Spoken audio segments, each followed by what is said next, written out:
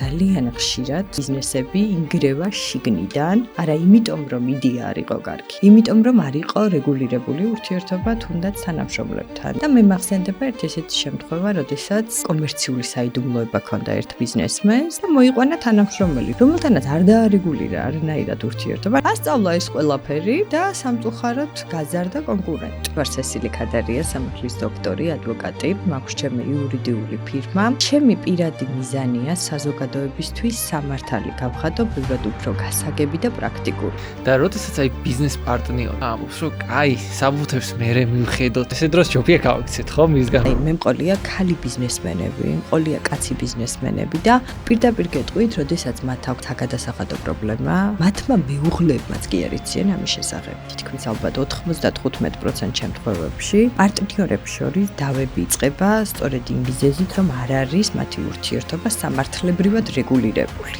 რეალურად კარგად დადებული ხელშეკრულება და კარგად გავლილი საკითხები თავიდან გაცილებს ბევრ სამართლებრივ პრობლემას, საერთოდ სასამართლოსაც კი. კიდევ ერთ რამე მნიშვნელოვანს ხარ მეტყოდი, რაც მაგ კონტრაქტში უნდა გავითვალისწინო. არასოდეს ხელშეკრულება არ მოარგო დღევანდელ სურათს. ანუ ის ფაქტი, რომ ეხლა დღეს კარგად ხარ პირობითად შენს პარტნიორთან ან რომელიღაც მომწოდებელთან, ეს არ არის საფუძველი ხელშეკრულების შედგენის. და ეხლა როგორ უნდა იფიქროს ზოგადად ბიზნესმენმა. მეგობრებო, პირველ რიგში ძალიან დიდი მადლობა მინდა გითხრათ თითოეულ თქვენგანს, რომ ჩემ გვერდში გახართ, ალაიქებთ ვიდეოებს, აკომენტარებთ, არხიც გამოწერილი გაქვთ.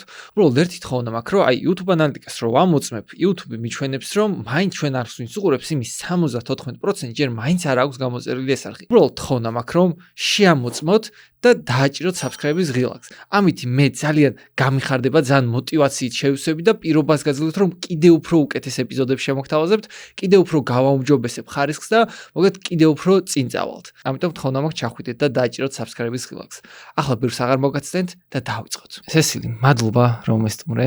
პირველ რიგში კითხავ, ვინც პირველად გხედავს, თუ არის ვინმე ეგეთი ჩემს აუდიტორიაში, მინდა მას გააცნო თავი, როგორ გააცნობდი შენს თავს, ვინ ხარით იყავი ბოლო წლები დაკავებული და ასე შემდეგ. მოგესალმები მიშო, მადლობა მოწვევისთვის, მივესალმები შენს მაყურებელს. მე ვარ სესილი ქადარია, სამართლის დოქტორი, ადვოკატი. ვარ ჰააგის კონვენციის ფარგლებში ლიცენზირებული ადვოკატი, მაქვს ჩემი იურიდიული ფირმა, რომლითაც სრულად იურიდიულ პირებს, ასევე ფიზიკურ პირებს ვუწევთ იურიდიულ მომსახურებას. ვარ ასევე დიდ ბრიტანეთში საერთაშორისო ორგანიზაციის წევრი, რომელიც აერთიანებს მეცნიერებს და ექსპერტებს გადახდის უნარობის სამართალში. ჩემი პირადი მიზანია, სიმართლე გითხრა, საზოგადოებისთვის სამართალი გავხადო ბევრად უფრო გასაგები და პრაქტიკული. ვინაიდან მგონია, რომ ინფორმირებული ადამიანი არის ბევრად უფრო დაცული. გასაგებია.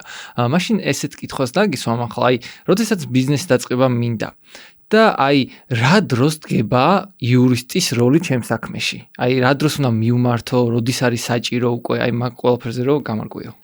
საერთოდ კარგი იქნება, სანამ ბიზნესს დავიწყებთ, თუ გავივლით კონსულტაციას იურისტთან და რატომ? ეხლა ნახე, შესაძლებელია გქონდეს ძალიან კარგი ბიზნეს იდეა, მაგრამ არ იცოდე სამართლებრივი ფორმა, რომელიც შეგესაბამება. პირობითად, შპს უფრო მომგებიანი იქნება შენთვის თუ ინდმეწარმე, ხო? და აქ არ ეხება საქმე მხოლოდ სამართლებრივ ფორმას, აქ საუბარია უკვე გადასახადებზე, ფინანსურ რისკებზე, პირად პასუხისმგებლობაზე და ასე შემდეგ. ამასთანავე, იურისტთან კონსულტაციის შემდეგ შენ ხვდები, რომ ბიზნესის დაწყებისას აუცილებლად უნდა დააზღვიო და გააკეთო სწორი სამართლებრივი ურთიერთობა თანამშრომლებთან, თუ პარტნიორი ყავს პარტნიორებთან, სწორი ხელშეკრულებები, რომელიც მოიცავს ასევე კონფიდენციალურობასაც და ბევრი სხვა სამართლებრივი რისკი, რომელსაც გიზღვევს, ასე ვთქვათ, იურისტი. და აქვე გეტყვი, რომ ძალიან ხშირად ძალიან კარგი ბიზნესები ინგრევა შიგნიდან, არა იმიტომ რომ იდეა არ იყო კარგი, არა, იმიტომ რომ არ იყო რეგულირებული ურთიერთობა თუნდაც თანამშრომლებთან, არ იყო სწორი სამართლებრივი ფორმა განსაზღვრული. და მე მახსენდება ერთ ესეთი შემთხვევა, როდესაც ძალიან კარგი იდეა, თავისი კომერციული საიდუმლოება ჰქონდა ერთ ადამიანს, ერთ ბიზნესმენს და იქიდან გამომდინარე, რომ ძალიან დიდი იყო მოთხოვნა, შექმნა შპს პირობითად და მოიყვანა თანამშრომელი, რომელსაც იმდენად დიდი მოთხოვნა ჰქონდა უკვე კლიენტებისგან, რომ იძულებული იყო ბიზნესი გაეზარდა და აქედან გამომდინარე აიყვანა თანამშრომელი, რომელთანაც არ დაარეგულირა არანაირად ურთიერთობა, ანუ ხელშეკრულება, ასე ვთქვათ, შრომითი არ დადო. ასწავლა ეს ყველაფერი და სამწუხაროდ გაზარდა კონკურენტი. იმიტომ რომ ძალიან მალე თვეების შემდეგ ზუსტად ანალოგიური ბიზნესი დაიწყო თანამშრომელმა. და აქედან გამომდინარე ეს რისკი რომ დავაზღვიოთ, აუცილებელია ხელშეკრულებაში ჩავწეროთ შესაბამისი ჯარიმები და ის მყარი სამართლებრივი დაცულობა, ასე ვთქვათ, რაც მე უზრუნველყოფს შენ სიმშვიდეს. სამართლებრივ სიმშვიდეს. და აი ამ ბიზნეს სიტუაციებში ეხლა წერან რაც ახსენეთ, აი ყველაზე ხშირად რა შეცდომას უშვებენ ხოლმე, აი სანამ ხელს მოაწერენ ამ კონტრაქტს, რას უნდა დააკვირდნენ? ხაზე გამახსენებთ. პრაქტიკიდან გამომდინარე ზოგადად ხელშეკრულებებს არ უნდა შევხედოთ როგორც ფორმალურ ნაწილს. ზოგიერთისთვის ეს არის რაღაც შაბლონები, რომელიც სურთ რომ სწრაფად მოიცილონ. იქიდან გამომდინარე რომ მაიღონ შეკვეთა, მიიღონ თანხები და ასე შემდეგ. არა, რეალურად კარგად დადებული ხელშეკრულება და კარგად გავლილი საკითხები თავიდან გაცილებს ბევრ სამართლებრივ პრობლემას, საერთოდ სასამართლოსაც კი. აქედან გამომდინარე აუცილებლად კარგად უნდა გავეცნოთ პირობებს, ან თუნდაც ისეთ პუნქტებს, როგორიც არის პირობითად ვადები, ჯარიმები, სანქციები გულისხმობ, პასუხისმგებლობა მხარეთა და ასევე როგორ ხდება ხელშეკრულების შეწყვეტა. ეს არის აუცილებელი. გასაგებია. და აი მაგალითად როგორ უნდა შევადგინოს სწორად, ხო, აი ეს კონტრაქტი, როდესაც მე ვარ დამწყები ბიზნესმენი და აი მინდა რომ დავიწყო ბიზნესი, აი საიდან ჩემ მაგალითად აი მე მაგალითად რო ვიწყებდი მაგალითად სტარტაპს არ მქონდა ის მომენტი რომ ჯერ მაგალითად ვფიქრობდი რომ ფინანსები არ მაქვს რომ იურისტთან წავიდე გავიარო ეს ყველაფერი შევისწავლო და მაგის გამო მინდოდა რომ ჩემით რამენაირად გამეკეთებინა ეს პირველი კონტრაქტის ნაბიჯები რამე რჩევა გაქვს მაგ კუთხით აი როგორ შემიძლია გავაკეთო ეს პირველი კონტრაქტი ჩემითაც კი კარგი კითხვა სხვათა შორის და რა თქმა უნდა მე ყოველთვის სტარტაპებს მხარს ვუჭერ რომ განვითარდნენ შესაბამისი სხვათა შორის ტარიფებიც კი გვაქვს სტარტაპებისთვის რომ მაქსიმალურად განვავითაროთ და მინდა გითხრა რომ ძალიან ძვირიც არ ღირს სამწუხაროდ დღევანდელი ბიზნესმენები ბუღალტრებში ასე ვთქვათ არ ზოგავენ თანხებს მაგრამ იურისტები სურთ მხოლოდ მაშინ როდესაც საქმე დავაში ასე ვთქვათ და რეალურად კარგი იურისტი დავას საერთოდ გაცილებს და ეხლა რა უნდა გაითვალისწინოს სტარტაპმა პირობითად. პირველ რიგში დღესდღეობით არის მნიშვნელოვანი ნოტარიუსის სახსრულებლო ფურცელი. ანუ თუ ხელშეკრულებას გააფორმებ და დაამოწმებინებ ნოტარიუსს, მაგალითად მომსახურების ხელშეკრულება ან თანხის მიღებაზე შეიძლება სესხიც იყოს ან რაიმე მსგავსი, ხო? ამ შემთხვევაში უკვე წარმოიდგინე სასამართლოს საერთოდ აღარ გიწევს თუ ვადაში არ ჩაგერიცხება ეს თანხები. მიდიხარ ნოტარიუსთან და პირდაპირ სახსრულებლო ფურცლის საფუძველზე უყად აღებ ანგარიშებს. ეხლა წარმოიდგინე შემთხვევა, როდესაც ფურცელზე რაღაც ხელშეკრულება ამოიღე Google-დან და მოაწერინე ხელი, არ გირიცხავენ თანხებს, ერთი დღე აპატი, ერთი თვე აპატი, ორი თვე, მაგრამ თანხები ხო გჭირდება. შესაბამისად, ქირაობ იურის და მიდიხარ სასამართლოში, სადაც 3 წელი გეკარგება. და ამ დროს ამას თუ გავითვალისწინებთ, რაც არის მაგალითად ეს ნოტარიუსის სახსრულებლო ფურცლის ჩადება ხელშეკრულებაში, ამ დროს ჩათვალე რომ 3 წელს იგებ და ყველამ კარგად იცის ბიზნესისთვის განსაკუთრებით დღევანდელი ფული სასიცოცხლოდ მნიშვნელოვანია. ასევე ხელშეკრულების შედგენისას ყოველთვის გავითვალისწინოთ რა, ნახეთ, არასოდეს ხელშეკრულება არ მოარგო დღევანდელ სურათს. ანუ ის ფაქტი, რომ ეხლა დღეს კარგად ხარ პირობითად შენს პარტნიორთან ან რომელიღაც მომწოდებელთან, ეს არ არის საფუძველი ხელშეკრულების, ასე ვთქვათ, შედგენის. და ეხლა როგორ უნდა იფიქროს ზოგადად ბიზნესმენმა. აი წარმოიდგინე, რომ უკვე დავაში ხარ. და უკვე გაქვს პრობლემა ამ ადამიანთან. ამ დროს სავარაუდო სურათები განსაზღვრე, რა შეიძლება და მომხდარიყო ამ დავის ფარგლებში. და ამის შემდეგ უკვე ისეთ რაღაცებს გაწერ, რითაც თავს იზღვევ. და ეხლა ძალიან მარტივ მაგალითს მოვიყვან, პირობითად, შენ გსურს ჩამოიტანო გურიიდან მაგალითად ლიმონი ან მოცვი პირობითად, ხო? ან თხილი.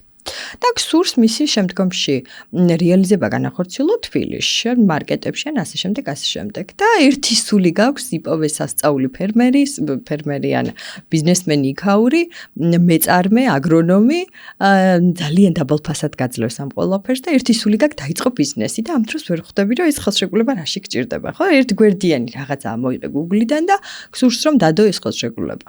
ეხლა ნახეთ, ამ დროს კარგი იქნება თუ განსაზღვრე პირობითად, აი ყველაზე ცუდი სურათი რა შეიძლება მოხდეს, ხო?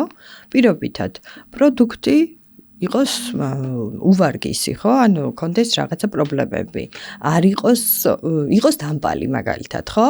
იყოს უვარგისი. ან თუნდაც მეორე საკითხია, იმ ვადაში არ ჩამოგივიდა და შენ ამ დროს ქვეკონტრაქტორები დაკარგე, ხო?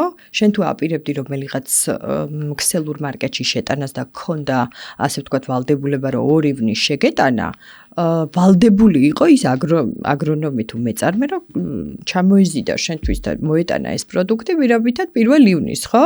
მაგრამ ისე მოხდა რომ მისი ჩამოტანა გახანგრძლივდა 10 ივნისამდე და ვეღარ შეგაქ რისთვის გინდა მაშინ ეს ლიმონი და მოცვი თუ ის ქვეკონტრაქტორები დაკარგე, ხვდები?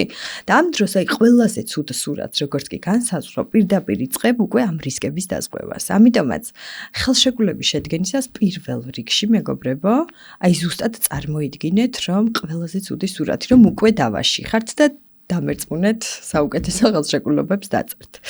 ამასთანავე მინდა ვთქვა რომ ზოგადად ხელოვნური ინტელექტი ყველა სფეროში გახდა ძალიან ცნობილი და შემოვიდა ასე ვთქვათ ჩვენთანაც და სამართლებრივად მივცემთ რჩევას რომ შეუძლიათ ხელოვნური ინტელექტიც გამოიყენონ ამ მიმართულებით, თუნდაც ChatGPT-ს როგორც იურისტმა დააწერინო რაღაც ელემენტარული პირობები. ყოველთვის მინდა გითხრა რომ გულწრფელად ეს აჯობებს Google-დან ამოღებულ რაღაც სტანდარტულ დრაფტებს. ამიტომ შეუძლიათ ასევე ხელოვნური ინტელექტიც კი გამოიყენონ. აჰა, გასაგებია. და აი როდესაც მაგალითად ბიზნეს უკვე მჭირდება სესხის აღება, რომ რაღაც კიდევ უფრო გააფართოს თავის ბიზნესი. ეგეთ დროს რას უნდა მიაქციოს კონტრაქტში ყურადღება, როდესაც სესხს იღებს? კი ბატონო, ეხლა სესხის აღება ზოგადად ეს არის რთული, კომპლექსური, ასე ვთქვათ, სამართლებრივი საკითხი, რა დროსაც ძალიან მნიშვნელოვან სამართლებრივ რჩევებს მიიღებს ეხლა ჩვენი მაყურებელი. პირველ რიგში მეგობრებო, აი ბანკი არის ძლიერი მომლაპარაკებელი, ანუ თითქოს ბერკეტები გონია რომ მის ხელთაა. მაგრამ რეალურად სანამ სესხის ხელშეკრულებას გააფორმებ, შენ ხელშია ბერკეტი. ანუ შენ ირჩევ ვისთან დადო ხელშეკრულება, რომელ ბანკთან დადო ხელშეკრულება, შენ თავისუფლად შეგიძლია, რომ ყველა პუნქტზე, ყველა ძირითად მუხლზე წამოიყვანო ბანკი მოლაპარაკებაზე. წააშლევინო ბევრი ნორმა და ეხლა მარტივად ახსნი რა და რა შეიძლება იყოს ეს. არ გიგონოთ, რომ პირობითად სესხი რო დაგიმტკიცდათ თავიდან, ხო? რომ ბანკი მაქსიმალურად შეეცდება თქვენი პირადი თავდებობაც განსაზღვროს, უზრუნველყოფები დაგადოს, თუნდაც მინიმალურ სესხზე და ამას ამართლებენ, რომ იცით რა, დაბალი პროცენტია და აქედან გამომდინარე გვჭირდება, რომ უზრუნველყოფილი სესხი და იქ თავდებობასაც აწერინებენ, რა ვიცი, უზრუნველყოფილ სრულად იპოთეკებს, თუ ავტომობილი ყავს გირავნობას და ასე შემდეგ, ხო? ამ დროს მაქსიმალური სიფრთხილით თავდაპირველად ბიზნესს არ ჭირდება უზრუნველყოფილი სესხი. დავიწყოთ აქედან. იმდენი გაცემის საკომისიოა იქ, რომ ნამდვილად ადიხარ იმ პროცენტზე, რაც შეიძლება არაუზრუნველყოფილმა მოქცეს. ამიტომაც თავდებობა მოხსენით თავდაპირველად, მაქსიმალურად ავაჭრეთ რამოდენიმე ბანკი ერთმანეთს. ყველაფერზე შეიძლება წამოიყვანო ბანკი მოლაპარაკებაზე, მეგობრებო. აი მაგალითად, თუნდაც პროცენტი ეს, რა თქმა უნდა, ელემენტარულია, მაგრამ აი წინსწრებად დასაფარი საკომისიო ზოგან საერთოდ კი უქმებენ. მაგალითად 5-ჯერად გადახდაზე. მაგრამ თუ დაგინახა ბანკმა როგორც სუსტი მხარე, რომელიც ყველაფერზე თანხმდები, ოღონდ ის 40,000 ლარი ან 50,000 ლარი აიღო, ამ დროს მაქსიმალურ ბერკეტს გამოიყენებს, რომ მაქსიმალურად მკაცრი ხელშეკრულება შემოგთავაზოს. სესხის ხელშეკრულების გაფორმებისას, ამიტომაც ზუსტად ვიცოდეთ, რომ ჩვენი ძალა არის იქამდე, სანამ იმ სესხს მოაწერთ ხელს. ეს დავიმახსოვროთ.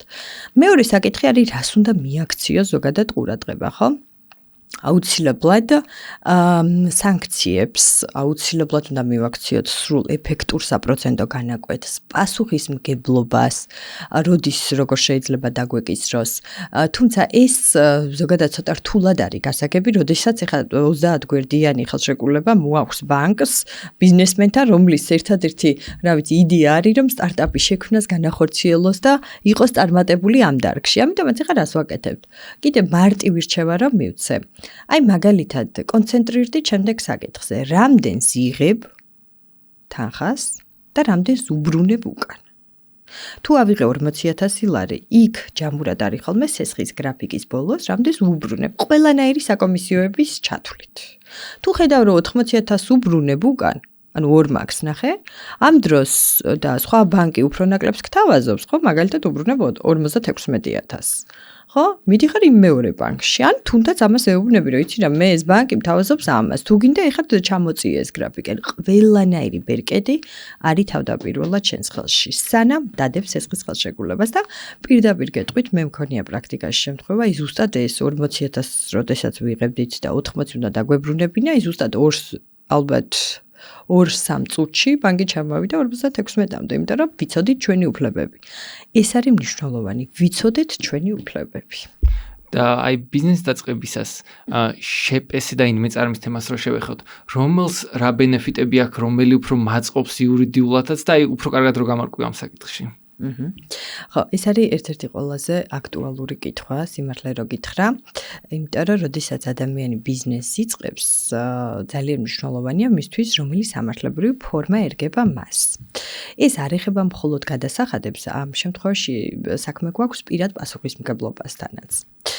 შეპესე არის თავისი არსით ორგანიზაციული სტრუქტურა, ასე ვთქვათ, ფორმა სამართლებრივი, სადაც შენი პერსონალური ქონება არის დაცული კომპანიის ქონებისგან. ეხლა რას ნიშნავს ეს? პირობითად ჩემი უძრავი ქონება, ბინა მაგალითად მიცკევიჩზე, იქნება დაცული იმ შემთხვევაშიც კი, თუ ჩემს შეპესეს დაედება ვალები. დაედება საგადასახადო ვალები, დაედება კრედიტორული დავალიანებები და ასე შემდეგ. კრედიტორებს და ნებისმიერ შენს კრედიტორს უფლება აქვს მიმართოს და მოპასუხეთ დააყენოს შეპესე, რადგან შეპესი აგებს თავისი ქონებით პასუხს. და არა როგორც სესილი ქადარი, რომელიც არის მისი პარტნიორი, დამფუძნებელი და დირექტორი. აქ რა თქმა უნდა არ მაქვს საუბარი, თუ რაიმე მაგალითად საცილო გარიგება არ იქნა დადებული, თუ თანხები გამოაცალე შეპესეს და რაღაც კაბალური პირობებით მოკლედ განახორციელე ქმედებები, ამ დროს რა თქმა უნდა შენი პერსონალური პასუხისმგებლობა შეიძლება დადგეს.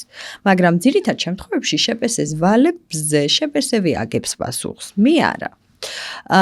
ინდმეწარმესთან დაკავშირებით რა ხდება? ინდმეწარმე არის ინდივიდუალური მეწარმე, რომელიც თვითონ პერსონალურად აგებს პასუხს. ანუ მან გამიჯნული როგორც ესეთი ინდივიდუალური მეწარმის ქონება ან ჩემი პერსონალური არ არსებობს. შემოვიდა საგადასახადო დაგვაჯარიმა, ხო? ანუ შეპესე თავისი ქონებით მხოლოდ აგებს პასუხს. ინდივიდუალური მეწარმე სამწუხაროდ და სწორედ აქ პერსონალური ბინებით, ავტომობილებით და ასე შემდეგ, მაინც იძულებული იქნება, რომ გადაიხადოს ის საგადასახადოს ვალი.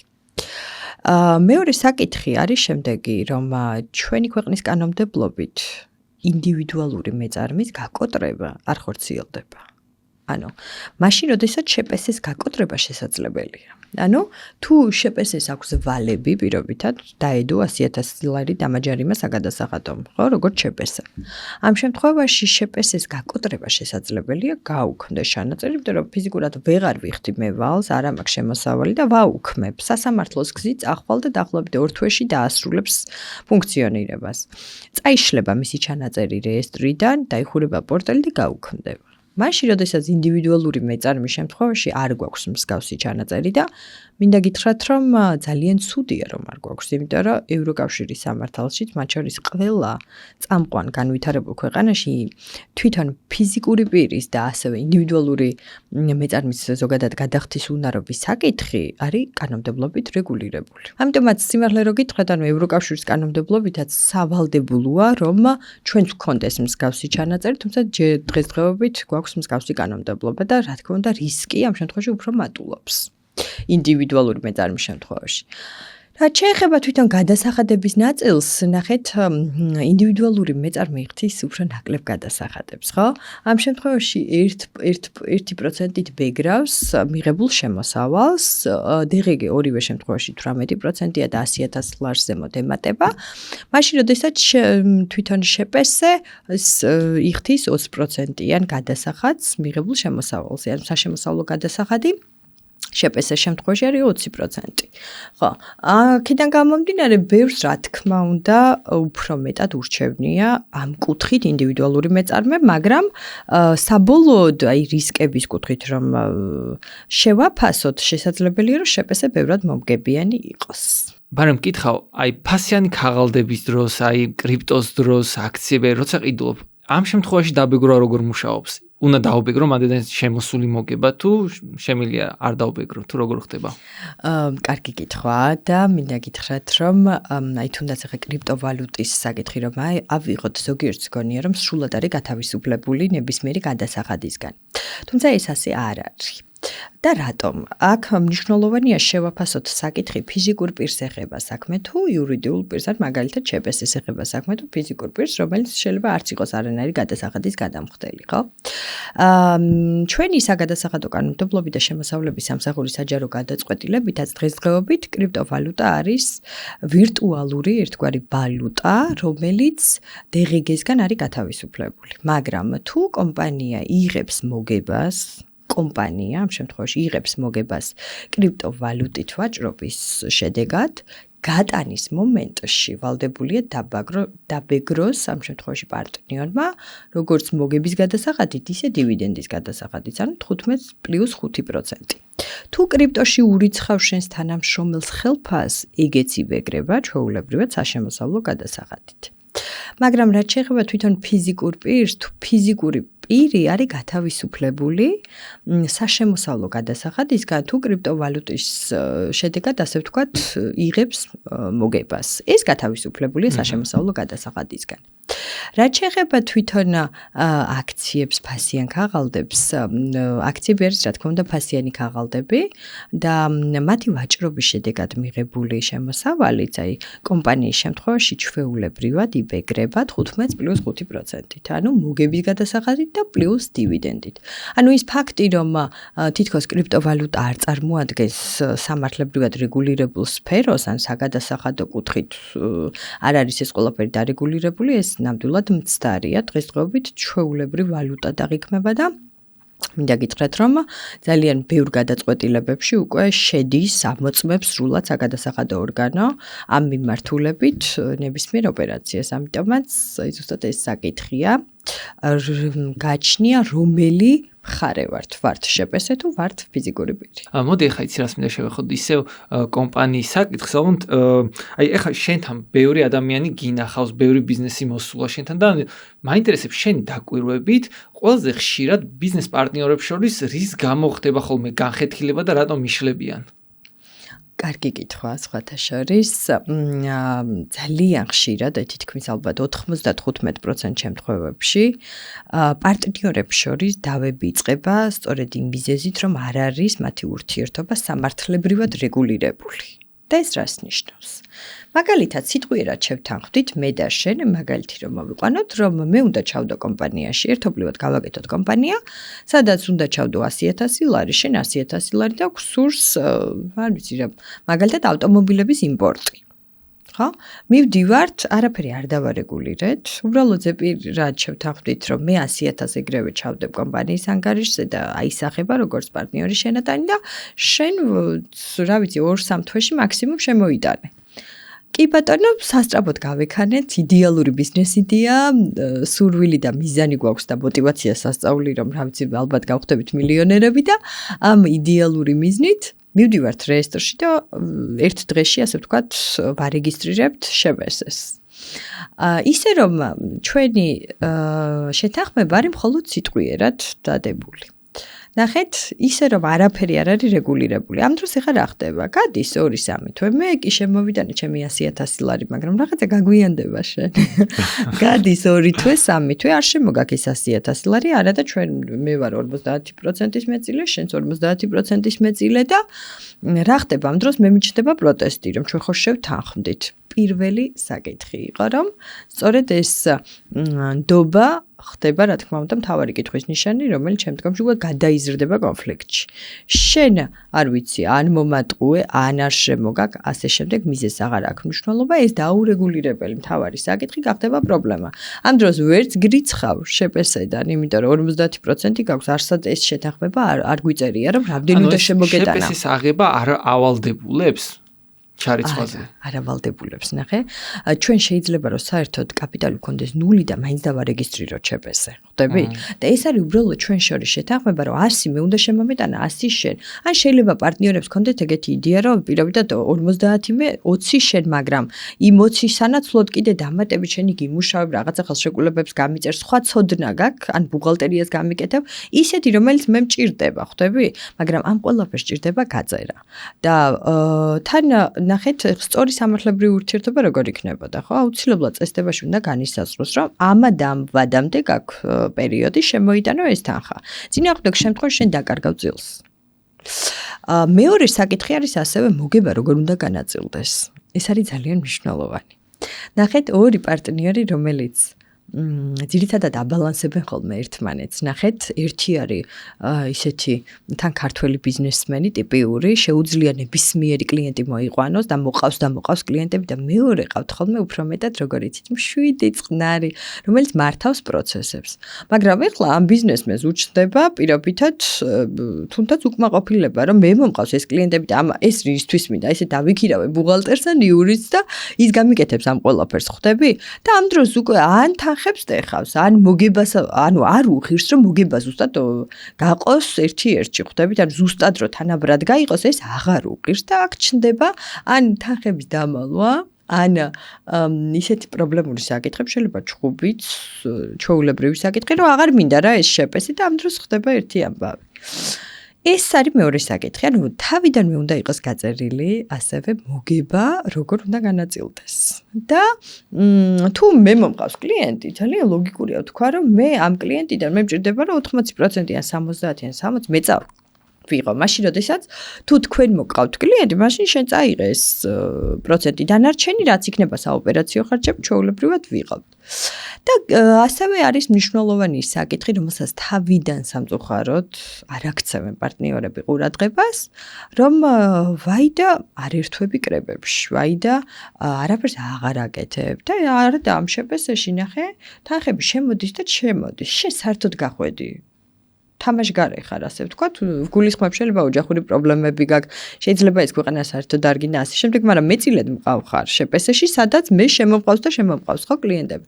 ამ დროს შენი წილი როგორ უნდა ვიყიდო მე? ან შენ წილს რა უნდა დაემართოს, ეს არ არის რეგულირებული და ამ დროს კარგი იქნება თუ ასეთ დროს გავითვალისწინებთ ყოველთვის თავიდანვე, რომ არსებობს უპირატესი შესყიდვის უფლება. რომ შენ შეგიძლია გაუკეთო ოფერი საბაზრო ფასად, ან იმაზე ნაკლებ ფასად და ეს ყველაფერი განსაზღვრო, ასე ვთქვათ, ხელშეკრულებით. ან თუნდაც ამით რა რისკს ასხვა, ვიცით, მიშო კიდე, რომ შენ არასასურველი პარტნიორი, შენ შეგიძლია წახვიდე რეესტრში და გამიყიდო ეს წილი, ხვდები და შემომიყვანო ისეთი არასასურველი პარტნიორი, რომელიც თუნდაც პიროვნულად არ მომწონს და დასრულებულია ბიზნეს გააკეთებ ისეთ ადამიანთან, რომელიც პიროვნულად არ მოგწონს? ალბათ არა. ამით ყველაფერს აზღვევ და სრულიად სიმშვიდით განაგრძობ სამეწარმეო საქმიანობას. ანუ დავინახეთ ხო რა მნიშვნელოვანი პრობლემები შეიძლება გამოიკვეთოს თუ ეს ყველაფერი არ არის რეგულირებული. ძალიან საინტერესო რაღაცა თქვი. და როდესაც აი ბიზნეს პარტნიორი რა ამბობს, რომ აი საბუთებს მერე მივხედავთ, მაგრამ მერე მივხედავთ. ესე დროს ჯობია გავიქცეთ ხო მისგან და ალბათ არ დავიწყოთ მასთან ერთად ბიზნესი, იმიტომ რომ მერე სამომავლო რაღაც პრობლემები შემექმნება. და აი მაინც აი ტოპ 3 რაღაც ეხლა ხო ჩამოთვალეთ რაღაცები, აი მაგალითად კიდევ ერთ რამე მნიშვნელოვანს ხარ მეტყოდი, რაც აი მაგ კონტრაქტში უნდა გავითვალისწინო, რომ აი რამე სირთულის დროს მოკლედ ყველაფერი კარგად დაიშალოს ბიზნესში. კი, ბევრი საკითხი შეიძლება რომ გამოვყოთ. პირველი რომ ეს რაც ჩამოთვალეთ ეს სამი მნიშვნელოვანი საკითხია, კერძოდ კაპიტალში შენატანი, როდის უნდა განხორციელდეს, რამდენი უნდა იყოს და თუ არ შემოიტან ამ დროს კარგავ თუ არა წილს, უპირატესი შესყიდვის უფლება, მოგების განაწილება, ეს არის მნიშვნელოვანი საკითხი და ასევე თუ მაგალითად ძალიან მნიშვნელოვანი ეს საკითხი რომ პარტნიორთა კრებებში მიიღოს მონაწილეობა, იმიტომ რომ თუ მაგალითად კომპანია მიდის ლიკვიდაციისკენ, ხო, ანუ აღარ ფუნქციონირებს, ის არ უნდა იყოს დამაბრკოლებელი გარემოება ჩემთვის. გულისხმობ, რომ აუცილებლად უნდა მონაწილეობდეს პარტნიორთა კრებებში, წინააღმდეგ შემთხვევაში უკვე უფლებას იღენებს ბოროტად ამ მიმართულებით. ანუ იმის გარდა ეხლა რაც ვისაუბრეთ, აი რა შეიძლება ბიზნეს პარტნიორს შეუმჩნიოს საერთოდ ბიზნესის დაწყებამდეც, აი red flag-ებს რასაც ისახიან, ხო? აი ისეთი მომენტები რის მიმახვედროს რომ არა, ჯობია ამასთან ბიზნესი არ დავიწყო. ხო, ეს ახლა არის ძალიან საინტერესო კითხვა, იმიტომ რომ არა მხოლოდ სამართლებრივი, არამედ ცოტა ფსიქოლოგიური შეკითხვაც არის. პირველ რიგში ალბათ პიროვნული თვისებები, უნდა იყოს შენთვის მისაღები, ხო? შენ როდესაც ძალიან მშრომელი და პასუხისმგებლიანი ადამიანი ხარ და მას არ აქვს იგივე დამოკიდებულება საქმისადმი, იმ ადამიანთან უბრალოდ ვერ გააკეთებ ბიზნესს. ასევე мотиваცია, თუნდაც ფულთან ურთიერთობა, საქმესთან დამოკიდებულება, ასევე ხელშეკრულებებთან დამოკიდებულებაც კი და ბევრი სხვა თვისებები, რომელიც მე ხდება გადამწყვეტი. და მთავარი ერთ-ერთი არის ალბათ ნდობა. და მე გამახსენდა ამას წინათ ვუყურე, სხვათა შორის Instagram-ზე ამომიგდა ერთ-ერთი rilsi, სადაც ერთი ადამიანი იხსენებდა ძალიან ისე ტკბილად თავის პარტნიორს, რომელთან ერთადაც თურმე 50 წელი გაუტარებია ისე, რომ საერთოდ კამათიც კი არ ჰქონდა. პირდაპირ გეუბნებით, ესეთი შემთხვევები არის ალბათ 2%. ანუ 98-17% შემთხვევაში მსგავსი რამე არ ხდება. მუდმივად არის დაძაბულობა, მუდმივად არის კამათი, თუ ეს ყველაფერი კი იზრდება, თუ არ არის დარეგულირებული სამართლებრივი ურთიერთობა. ერთ-ერთ შენ ვიდეოში ახსენა ეგეთი რაღაცა, რომ შეპესემ ბანკისგან სესხი არ უნდა აიღოს, უნდა გამოსცეს ფასიანი ქაღალდებიო. შეგიძლია კარგად გამარკვევა ამაში? კი, შემიძლია და მადლობა ამ კითხვისთვის. მე მაქვს განათლება მიღებული გერმანიაში. ვსწავლობდი მიუნხენის სახელმწიფო უნივერსიტეტში, ასე უკვლევით ვიყავი ჰაიდელბერგის სახელმწიფო უნივერსიტეტში და მინდა გითხრათ, რომ გერმანული მოდელი რომ აიღო, იქ ასეთი ძლიერი არ არის ბანკი, როგორც ჩვენს ქვეყანაში. და ეს ავტომატურად ებმის, როგორც კი სუსტდება საბანკო სექტორი, მით ძლიერდება ზოგადად საფონდო ბირჟა. ეს არის ძალიან მნიშვნელოვანი საკითხი, ანუ ფულმა უნდა იტრიალოს ქვეყანაში. დღესდღეობით, როდესაც ბიზნეს ჭირდება თუნდაც 40,000 ლარი ბიზნეს წესხი, ხო? არ უნდა წავიდეს ბანკთან და არ უნდა ეხვეწოს, რომ 10, 11 ან 12%-ად მომეცის სესხი. და ისიც საშინელი უზრუნველყოფებით, თავდებობებით, რა ვიცი, პირადი ქონებებით, მე ეგ არ კმარავ და მეზობლის ქონებებს ადებინებენ ხოლმე. ანუ ეს არის მარაზმი, ეს ხუპავს ბიზნესს და ძალიან ბევრი ბიზნესი ამით ნადგურდება. ახლა სწორ სამართლებრივ სივრცეში თვითონ კომპანიამ უნდა გამოსცეს, თუ სესხი ჭირდება ობლიგაციები, ხოლო შეუძლია ასევე გამოსცეს ფასიანი ქაღალდები აქციების სახით. და სესხის შემთხვევაში ნახეთ, ობლიგაცია არის სასესხო ფასიანი ქაღალდი, რა დროსაც პროცენტს შენ ვიადგენ. რომ მაგალითად ქსურს 4%-ად მჭირდება ამ წუთას, რა ვიცი, 100,000 ლარი. და როდესაც მაგალითად სანდო კომპანია ეხპირებდათ სახელის დასახელება არ მინდა, მაგრამ სახელწოდების. ამ დროს მე თვითონ როგორც ფიზიკურმა პირმა, რომელსაც მე მაქვს ჩემი, ასე ვთქვათ, დანაზოგი, ხო? თუნდაც ელემენტარული, მე აუცილებლად დავეხმარები იმ ბიზნესს. ჯერ ეს ერთი მეც იმ 4%-ს ვიბრუნებ, როგორც ესეთი, მაგრამ ყველაფერს რო თავიდანება, ეს ჩემი გაყინული თანხა, ან ანაბრები ან თუნდაც ისე სახლში, რომელიც მიდევს, არ უნდა ჩერდებოდეს. მე ბიზნესს ვეხმარები, ბიზნესი დააბრუნებს ფულს, მე მიბრუნებს. აი ეს არის სწორი ეკონომიკური ქვეყანა და ეკონომიკურად ძლიერი სახელმწიფო და ამაზე სხვათა შორის ბევრი მაქვს ნაფიქრი და როდესაც ვიდეოც დავდე, სხვათა შორის ბევრი ადამიანი გამომეხმაურა, მათ შორის ძალიან წარმატებული ბიზნესმენები და იმედი მაქვს, რომ კანონმდებლობა მიმართულებით აუცილებლად არის შესაძლებელი. მთლიანად არის მორგებული დღესდღეობით იმ ფაქტზე, რომ ბანკები არ დასუსტდეს. პირდაპირი რო ვიყო, მაგრამ პირიქით საბანკო სექტორი ასეთი ძლიერი არ უნდა იყოს ჩვენს ქვეყანაში.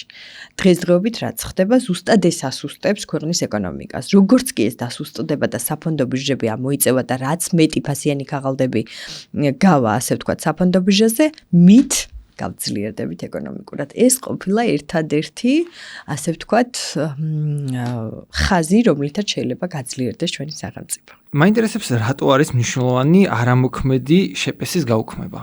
კი ბატონო. ეს თემა განსაკუთრებით მიყვარს, იმიტომ რომ ვარ გადახდის უნარობის სამართლის დოქტორი.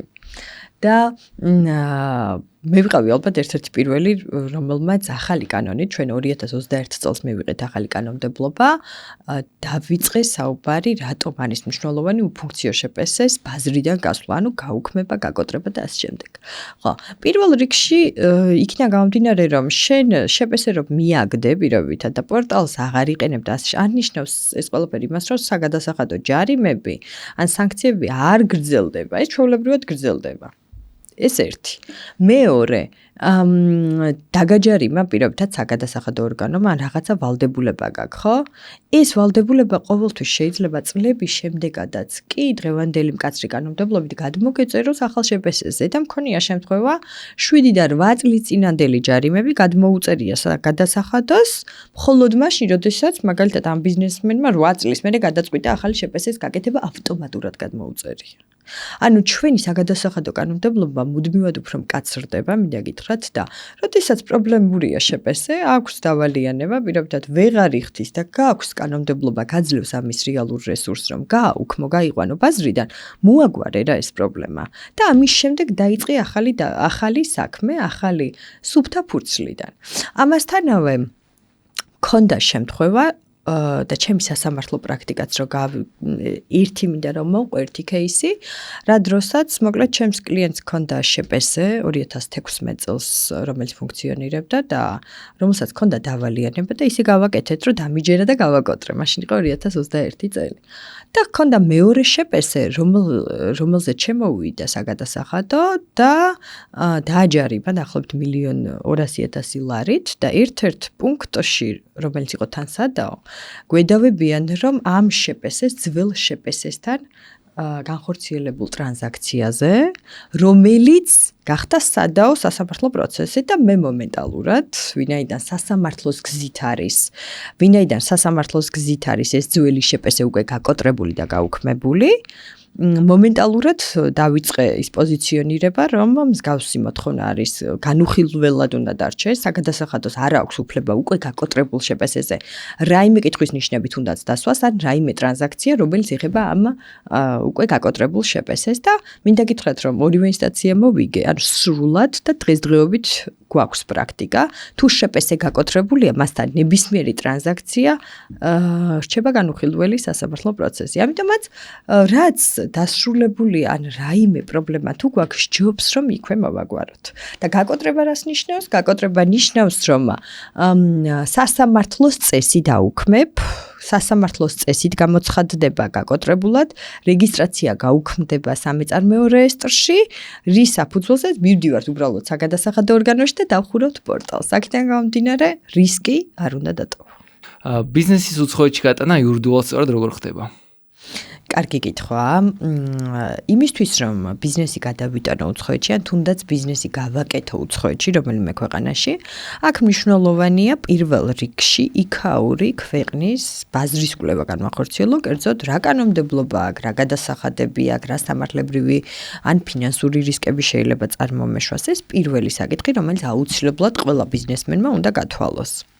მეორე, თუ ბიზნესმენს გადაწყვეტილი აქვს, რომ მაგალითად სურს აუცილებლად გააკეთოს რომელიმე კონკრეტულ ქვეყანაში ბიზნესი. კონსულტაციაზე, როდესაც ჩემთან მოდიან, ყოველთვის ვინტერესდები საქმიანობის ტიპით. კერძოდ, რა საქმიანობას ახორციელებს ბიზნესი, იმიტომ რომ ყველა შემთხვევაში არ ვუწევ რეკომენდაციას ბიზნესის გადატანას, ან თუნდაც იქ ახალი ბიზნესის გაკეთებას. მაგალითად, ჩვენ ახლა ბოლოს web development-ის ერთ-ერთი წარმომადგენელი გადავიყვანეთ ერთ-ერთ სახელმწიფოში, სადაც თავისუფლად, ან როდესაც პირი ეწევა ესეთ ონლაინ სერვისს და არა მხოლოდ საქართველოში, არამედ უცხო ქვეყნის მოქალაქეებისთვის, ამ დროს რა თქმა უნდა რეკომენდირებულია ისეთ სახელმწიფოში ბიზნესის გადატანა, სადაც უფრო მოქნილი საგადასახადო სისტემაა, თუნდაც დაბალი გადასახადები. ამას ცალსახად ამ საკითხს ვემხრობი და თვითონაც მიიღო ეს რჩევა ჩემგან. მაგრამ თუ მაგალითად ეხა საქართველოში ახორციელებს პიროვნება მაგალითად მომსახურების გაწევას, ან თუნდაც საქონლის მიწოდება საქართველოს ტერიტორიაზე, ამ შემთხვევაში შესაძლებელი არ იყოს სარგებლიანი ბიზნესის გადატანა, თუ მხოლოდ და მხოლოდ მისი საქმიანობის სფერო საქართველოს ტერიტორიაზე საქონლის მიწოდება. ასევე გააჩნია ზოგადად აი ბიზნესმენს რა უნდა. ყოველთვის კონსულტაციაზე პირველი კითხვა არის ეს. იმიტომ რომ გრძელვადიან პერსპექტივაში, ან ჩვენ ზოგადად უკვე იურისტებს გვაქვს ეს ასე ვთქვათ ნიჭი, რომ გავთვალო სად გრძელვადიან პერსპექტივაში რომელი ქვეყნა იქნება იქნება შენთვის იდეალური. მაგალითად, ეხლა სტარტაპი ახსენე, შენ პირობითად გსურს რაღაც მაგარი სტარტაპის შექმნა, ხო? ამ დროს აუცილებელია გაიარო კონსულტაცია, რა დროსაც შეიძლება დიდი ბრიტანეთი იყოს იდეალური შენთვის. ან დიდ ბრიტანეთში ამ წუთას შეგვიძლია რომ ონლაინ გავაკეთოთ ბიზნესი, სადაც წარმოიდგინე რა მხელა ბაზრის მქონე ქვეყანაა, ხო, რომ ორი უდიდესი საფონდო ბირჟის, ასე ვთქვათ, ფლობელი სახელმწიფოა და არა მხოლოდ იქ ძალიან ბევრი სპონსორი, დონორი შეიძლება მარტივად აკრიფო და მარტივად მიიღო, ასე ვთქვათ, დაფინანსება თუნდაც დონორი ბანკებისგან, ორგანიზაციებისგან და ასე შემდეგ. აქედან გამომდინარე, შეიძლება შენი სტარტაპი მალევე იმდენად მოეწონოს იქაურ ინვესტორებს, რომ მალევე გაყიდო კიდეც ძვირად და აქედან გამომდინარე, რა არის შენი მიზანი? ეს არის მნიშვნელოვანი და იმის მიხედვით მე შემდგომში ვურჩევთ რომელი სახელმწიფო ჯობია და სად ჯობია გადატანა ან თუნდაც ახლის შექმნა.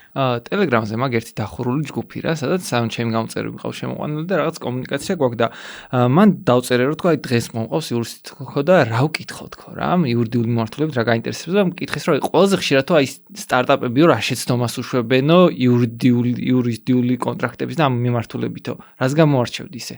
ყველაზე ხშირად სამწუხაროდ აი მე შემიძლია ესე გავყო რა ქართველი პირობითად ბიზნესმენი და უცხოელი ბიზნესმენი და აი აქ მინდა შემოვიყვანო აი ცოტა უფრო მეტად აი განვითარებადი ქვეყანა და განვითარებული ქვეყნის ბიზნესმენი ან თუნდაც ფიზიკური პირი რომ აიღო რა.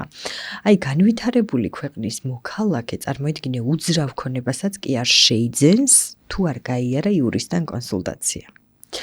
ნებისმიერი შემთხვევა, ნებისმიერი სამართლებრივი მოქმედება, დაწყებული ფორმით, რა სამართლებრივი ფორმა შევქმნა თუ თუნდაც ხელშეკრულებები როგორ მოვაწესრიგო, თუნდაც თანამშრომლები როგორ ავიყვანო, რა ჩავუდო პირობები, რომ მაგალითად ეკრძალებოდეს თუნდაც ანალოგიური საქმის წარმოება, ხო? ეხლა მე რო ნახე სტარტაპი ვარ, მაგას ვერ ვთვლი, რომ თანამშრომელი რომ ამყავს, შეიძლება ჩემი კომერციული საიდუმლოება მოიპაროს და მაგის წარმოიდგინე თუ დაპატენტებული არ გაქვს და ვინ აპატენტებს, ხო?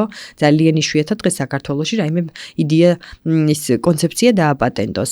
და მე რო შენ გიზიარებ თანამშრომელს, აქ უნდა ვიყო მაქსიმალურად სამართლებრივად დაცული და აქედან გამომდინარე პირველ რიგში ისევ და ისევ ვურჩევდი რომ კონსულტაცია მაინც გაიარო და კონსულტაცია არ ღირს ძვირი.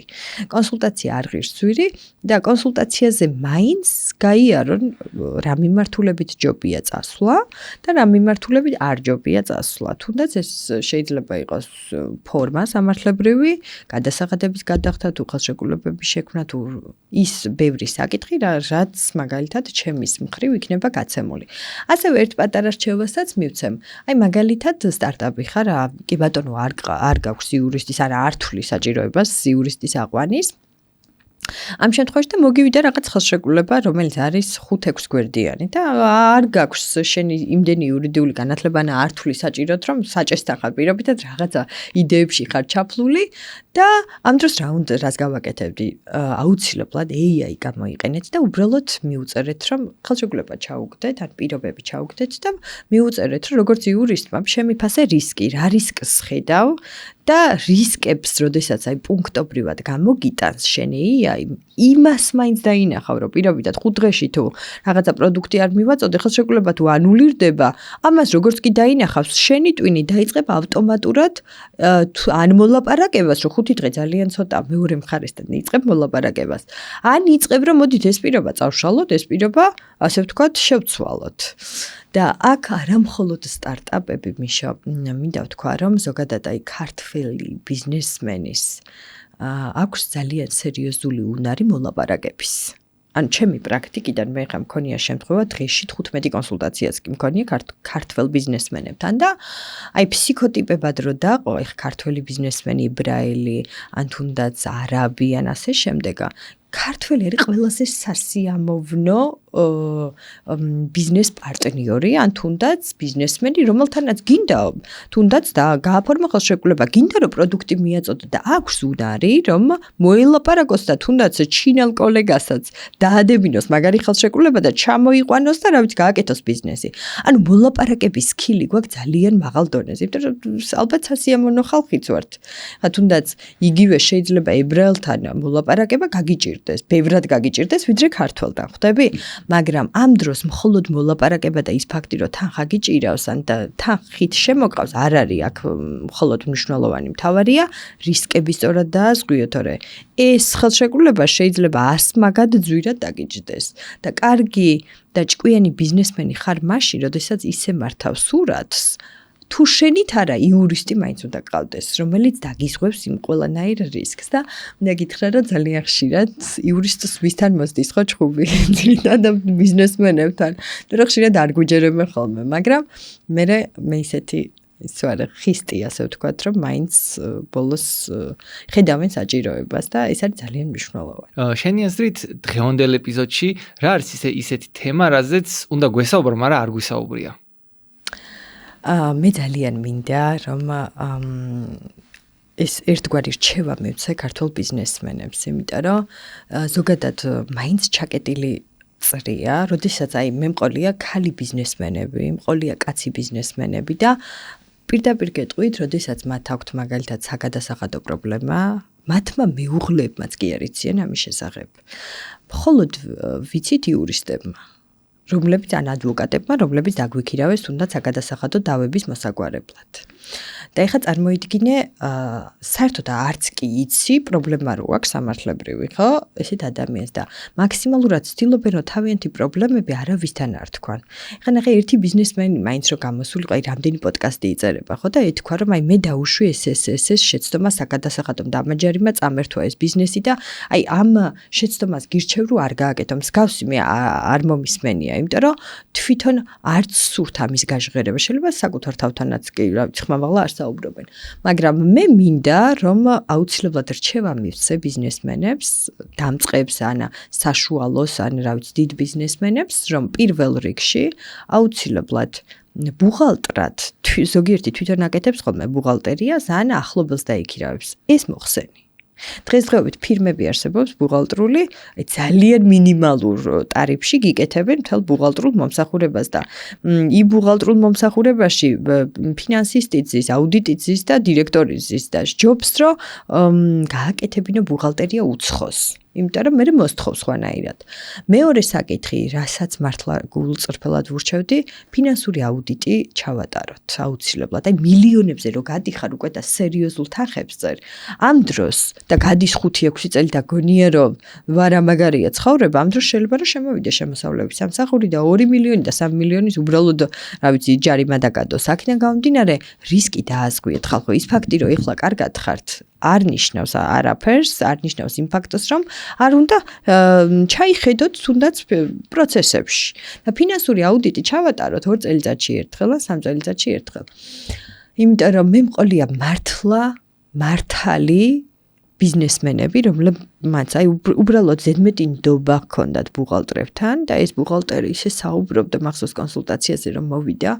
თითქოს ყველაფერში მართალია და ვეკითხები, რომ პროგრამა მაჩვენეთ მეთქი ბუღალტრული თქო და პროგრამაც არ ქონია, რა კაი, ანუ 2-3-5 მილიონზე არის კაცი ასული და ხელით აკეთებს ბუღალტერიას და მაგ დროს მიმიკებს ვერ ვაკონტროლებ ხოლმე სიმართლე რა გითხრა ძალიან ბრაზდები, იმიტომ რომ თუ შენ რაღაც არ იცი, ნუღუპავ რა ადამიანს, აქ განსაკუთრებით ხისტი ვარ და თან პირდაპირ გეტყვით, ანუ რაიმე ყალბი დოკუმენტის წარდგენა, ანუ თვითონ ბუღალტრის სისხლის სამართლებრივი პასუხისმგებლობაც კი დგას და ესე არ ეგონოს ბუღალტრებს ზოგიერთს, რომ თვითონ გამოძვრებიან მარტივად და ეს ბიზნესმენი აგებს მერე თუნდაც სისხლის სამართლებრივი პასუხისგებას. ხო, აქ ჯარიმას არ ეხება საქმე. წარმოიდგინე 100,000 ლარზე ზემოთ თუ ძირი თანხა მეტია, ჯარიმის ძირი თანხა თუ მეტია, მომენტალურად გადადიხარ სისხლის სამართლებრივ პასუხისგებაში და აქედან გამომდინარე ეს იმდენად დიდი პრობლემაა მერე, რომ არა მხოლოდ ბიზნეს გიჩერებს, არამედ და ყველა უდიდეს პრობლემებს გიქმნის. ამიტომაც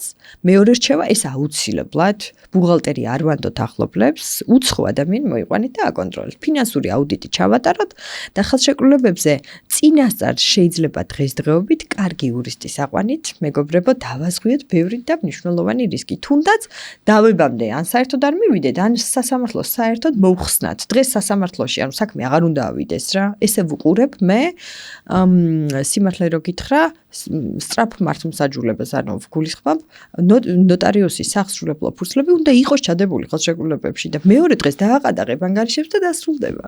აჰა, გასაგებია.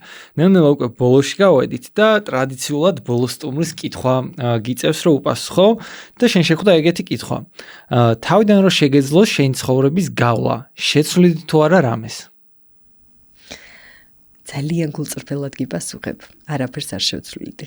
მაგაზე ბევრი მიფიქრია, მქონია ცხოვრების პერიოდი, როდესაც გულწრფელად გეტყვი, მიფიქრე, რომ ეს ნეტა არ დამმართნო და ნეტა ეს არ გამიარა, ნეტა ეს შესაძლებლობა არ ამეღო და ეხლა 30 წლის ვარ, მინდა გითხრა და 30 წლის ასაკში ზუსტად იმ მომენტში ვარ, როდესაც თითოეულმა მაგ ცხოვრების ფრაგმენტმა შემქმნა იმად, რაც ეხლა ვარ.